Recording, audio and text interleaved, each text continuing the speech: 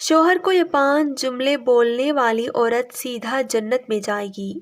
نیک عورت اگر شادی شدہ ہے تو جنت میں اپنی جنتی شوہر کے ساتھ رہے گی اور شوہر کو ملنے والی حوروں کی سردار ہوگی، اور اللہ تعالیٰ اس عورت کو ان سب سے حسین و جمیل بنائیں گے اور وہ میاں بیوی آپس میں ٹوٹ کر محبت کرنے والے ہوں گے۔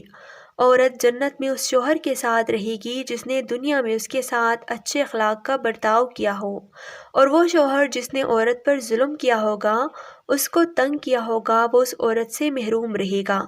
حضرت ام سلمہ رضی اللہ تعالیٰ عنہ کی ایک روایت میں ہے کہ انہوں نے آپ صلی اللہ علیہ وآلہ وسلم سے پوچھا کہ کسی کے 2 شوہر ہو تو وہ جنت میں کس کے ساتھ رہے گی؟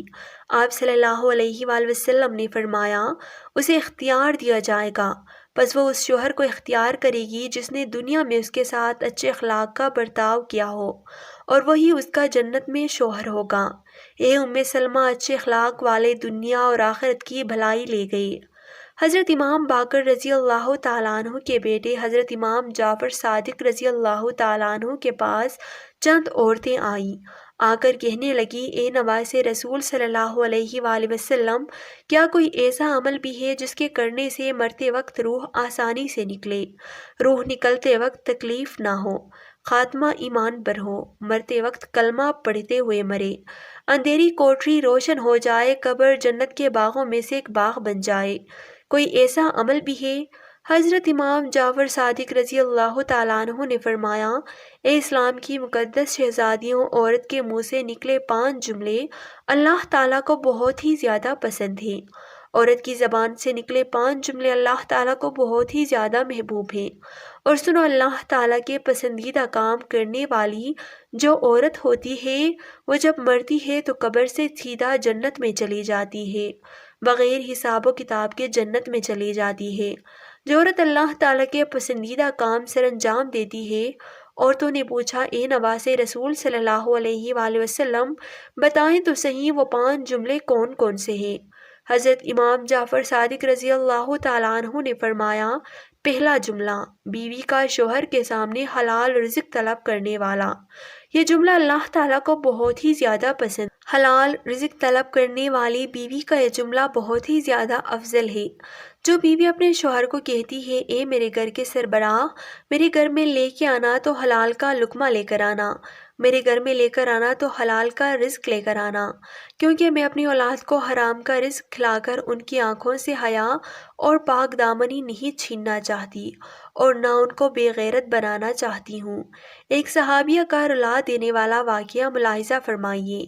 ایک غریب صحابی تھا، وہ روزانہ محنت مزدوری کرنے کے لیے صبح سویرے گھر سے باہر نکل جاتا تھا اور روزی کی تلاش میں نکل جاتا تھا، شام تک مزدوری کر کے واپس گھر میں آ جاتا، خود بھی کھاتا، اپنی غریب بیوی کو بھی کھلاتا۔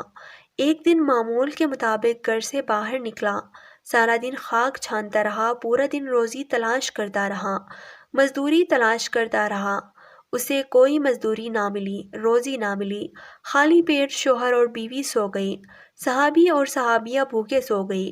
دوسرے دن پھر حسب معمول گھر سے باہر نکلا روزی کی تلاش میں، سارا دن خاک چھانتا رہا، روزی نہ ملی، کام نہ ملا، مزدوری نہ ملی، شام کو خالی ہاتھ واپس آ گیا۔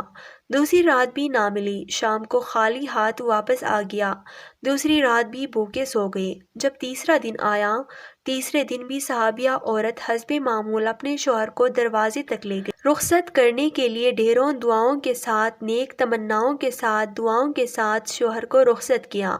شوہر جیسے ہی 4 قدم آگے بڑھا تو بیوی نے کہا، رکیے، میری بات سن کر جائیں۔ شوہر رکیا، بولا، کیا کہنا ہے؟ اس صحابیہ غریب بیوی نے کہا کہ میرے سرتاج، اس سوچ کے بنیاد پر کہ میری بیوی 2 دن سے بھوکی ہے، 2 راتوں سے بھوکی ہے، کہیں ایسا نہ ہو کہ آج آپ کو مزدوری نہ ملے اور آپ حرام کا رزق لے کر میرے گھر میں آ جائیں۔ یاد رکھیے گا کہ میں مر جاؤں گی لیکن حرام رزق قبول نہیں کروں گی، حرام کمائی کا لقمہ نہ تو میں کھاؤں گی نہ تو اپنی اولاد کو کھلانے دوں گی۔ وہ تھی اسلام کی مقدس شہزادیاں جن کے گود میں اسلام پلتا ہے، کہتی ہیں، میں بھوکی مر جاؤں گی، تیسری رات بھی بھوک سے گزار لوں گی، کوئی بات نہیں، اگر کام نہ ملے تو واپس آ جانا، چوری کا مال میرے گھر میں نہ لے کر آنا، سود کا مال میرے گھر میں نہ لے کر آنا۔ حضرت امام جعفر صادق رضی اللہ تعالیٰ عنہ فرماتے ہیں، بیوی جب شوہر سے حلال رزق طلب کرنے والا جملہ بول رہی ہوتی ہے اس وقت اللہ تعالیٰ کے بہت زیادہ قریب ہوتی ہے۔ یہی جملہ مرتے وقت اس عورت کی روح آسانی سے نکلوائے گا۔ روح نکلتے وقت اسے تکلیف نہیں ہوگی، قبر کی اندھیری کوٹری روشن کر دے گا۔ یہ جملہ قبر جنت کے باغوں میں سے ایک باغ بنا دے گا۔ دوسرا جملہ، بیوی اپنے شوہر کے آگے کوئی ایسا جملہ بول دے جو جملہ شوہر کی پریشانیوں کو خوشیوں میں بدل دے۔ شوہر پریشان تھا، غمگین تھا، افسردہ تھا، بیوی نے کوئی ایسا الفاظ کہا، کوئی ایسا جملہ بولا جس جملے نے شوہر کے پریشانیوں کو خوشیوں میں بدل دیا۔ یہ جملہ بھی اللہ تعالیٰ کو بہت زیادہ پسند ہے۔ شوہر کی رضا اللہ کی رضا ہے، شوہر کی خوشی اللہ کی خوشی ہے۔ اگر رب کو خوش رکھنا چاہتے ہو تو اپنے شوہر کو خوش رکھنا۔ حضرت امام جعفر صادق رضی اللہ تعالیٰ عنہ فرماتے ہیں، تیسری سب سے بڑی اور خوبصورت بات جب عورت کی زبان سے نکلتی ہے، یعنی کہ ایک نمازی عورت کی زبان سے نماز کے بیچ سجدے میں یہ الفاظ نکلتے ہیں کہ سبحان ربی الاعلیٰ، سبحان ربی الاعلیٰ، سبحان ربی الاعلیٰ، جب کہتی ہے تو اللہ کو اتنا پسند ہے۔ یہی سبحان ربی الاعلیٰ مرتے وقت اس کو کلمہ نصیب کرے گا، مرتے وقت اس کا خاتمہ ایمان پر کرے گا، قبر کی اندھیری کوٹری روشن کر دے گا، قبر جنت کے باغوں میں سے باغ بنا دے گا۔ نماز کا دامن مضبوطی سے پکڑتے رہنا، نماز کا دامن کبھی نہ چھوڑنا۔ اللہ جب ناراض ہوتا ہے روٹی بند نہیں کرتا، اللہ جب ناراض ہوتا ہے رزق بند نہیں کرتا، اللہ جب ناراض ہوتا ہے سورج کو حکم نہیں دیتا کہ فلاں شخص میرا نافرمان ہے، تیری کرنیں اس کے آنگن میں نہیں جانی چاہیے۔ اللہ جب ناراض ہوتا ہے تو سجدوں کی توفیق چھین لیتا ہے۔